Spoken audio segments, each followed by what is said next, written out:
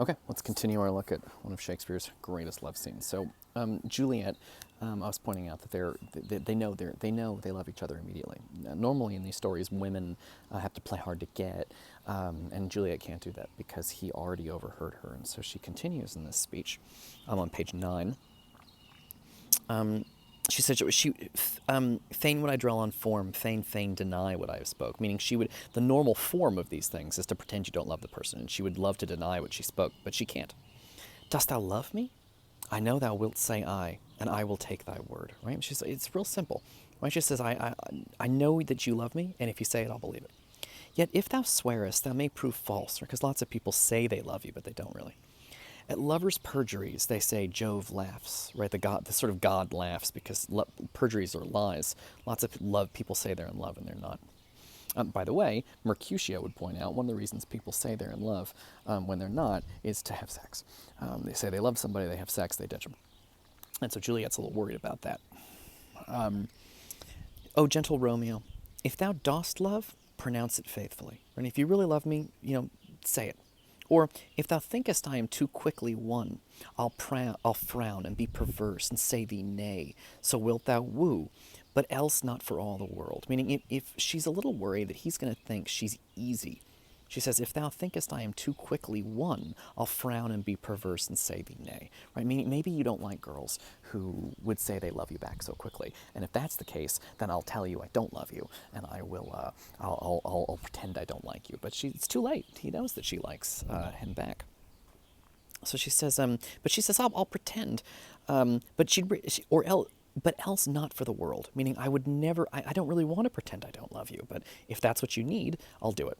In truth, fair Montague, I am too fond, right? She likes him too much, and therefore thou mayest think my behavior light. Light behavior is behavior. Behavior. Light can mean a lot of different things. It can mean silly, or sort of quick, but it can also mean slutty. And so she says, I'm worried that if I don't turn you down, you're going to think I'm like easy or slutty or whatever. But she says she doesn't want to turn him down. She really likes him. But she says, but trust me, gentlemen, I'll prove more true than those that have more coying to be strange. Meaning coying is like shy. And strange is like, I don't know who you are, I don't love you back. But she says, listen, I don't want you to think just because I'm rushing into saying I love you, that means I'm like slutty and I'll run off with somebody else. She says, I'm going to be true to you. If you love me, I'll love you back forever. And I should have been more strange.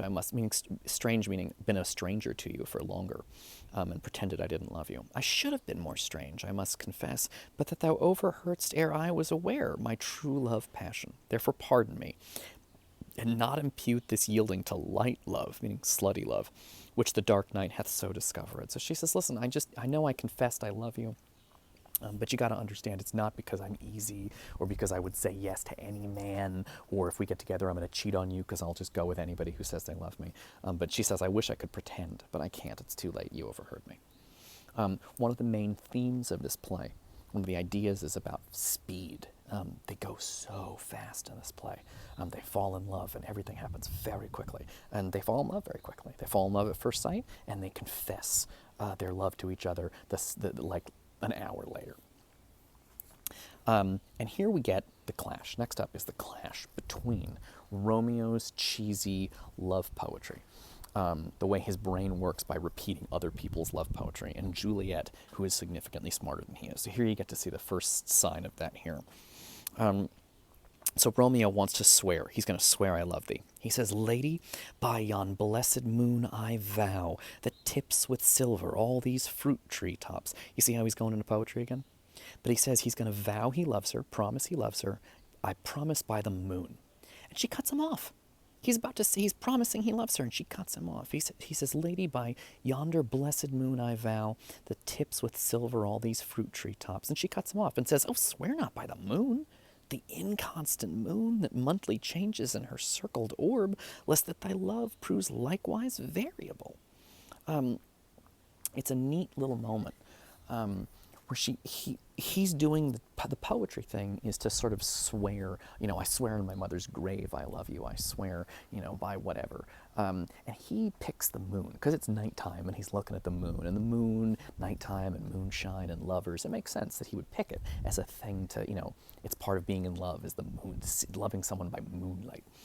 So he says to her, she says, swear you love me and I'll believe you. And he says, okay, I swear by the moon that I love you. And she says, no, no, no, no, no. Don't swear by the moon. The moon changes. You gotta, when you swear, usually, when you say you swear to God, it's because God is eternal. And she says, when you swear to the moon, like the moon changes shape all the time. That's not a good thing to swear by. Do you see how he's using metaphors without thinking about them? And she's thinking about the metaphors and being like, dude, the moon is actually not a good thing to swear by because it's always changing. If your love is not going to be changing, you need to swear by something that is not changing. So he just uses these famous old-fashioned metaphors without thinking about it. And she's smart. She thinks about the metaphors and corrects him. And notice, she's cutting him off in the middle of him saying, I love you, so that she can be like, can you pick a better metaphor for that? She's smart. Swear not by the moon, the inconstant moon, lest that thy love prove likewise variable, right? If you swear you love me by the moon and the moon changes, maybe your love will change. Romeo says, what shall I swear by? She says, do not swear at all, or if thou wilt, swear by thy gracious self, which is the God of my idolatry, and I'll believe thee. So she says, don't swear. And then she changes her mind, and she says, you know what? Swear by yourself. Right? Say, I swear by my own heart that I love you. This is a strange thing to swear by. It's an interesting thing to swear by, because she says, I love you like a God. So most people would say, I swear to God I love you. So since you're like a God to me, say, I swear by myself I will love you. She's correcting him in his metaphors. She's correcting him in how to think and talk about love. If my heart's dear love, well, do not swear. Because she can see he's going off on another goofy love poetry thing. She says, although I joy in thee, I have no joy of this contract tonight. It is too rash, too unadvised, too sudden, too like the lightning, which doth cease to be ere one can say, it lightens, sweet good night. So she cuts him off and she says, I can't say, let's not do this. She says, don't say you love me. She says, this is too fast. It's like lightning. By the time you go, oh shit, it's lightning, lightning's gone. She fears that their love is too quick. And so she can't really enjoy it, and she tries to kind of say goodbye to him here. And she says, this bud of love, meaning the beginning of love, by summer's ripening breath may prove a beauteous flower when next we meet. Like, let's let this thing grow slowly and not do all of this tonight. Good night, good night. As sweet repose and rest come to thy heart as that within my breast. Romeo, and this is a cute line in the movie, he says, oh, wilt thou leave me so unsatisfied? And she says, what satisfaction can thou have tonight? If you've seen the movie, in the movie, by the way, traditionally Romeo climbs up on the balcony and speaks to her. One of the jokes in the Claire Danes, Leonardo DiCaprio movie is he climbs up to her window and it's her like ugly maid in the window. And she's down below and he has to climb down to get to her and he falls in the pool and it's cute. But what Romeo says, will thou leave me so unsatisfied? And she says, what satisfaction can thou have tonight? In the movie, it makes it sound like he's asking to get laid. He says, will you leave me so unsatisfied? And she looks at him like, what kind of sexual acts are you expecting? But he's not expecting sex. She forgot something, and he's very sweet for thinking of this. Wilt thou leave me so unsatisfied? What satisfaction can thou have tonight? The exchange of thy love's faithful vow for mine. Right? He promises he loves her. He wants to hear the same from her. She should say the same thing about him. I gave thee mine before thou didst request it, and yet I would it were to give again. She says, even before, because she already said she loved him when he was just overhearing her. And she says, I wish I could give it to thee again. Okay, I'm actually going to pick this up in the next video because it's going to cut me off in the middle of one of my points. So I'll see you guys in the next video.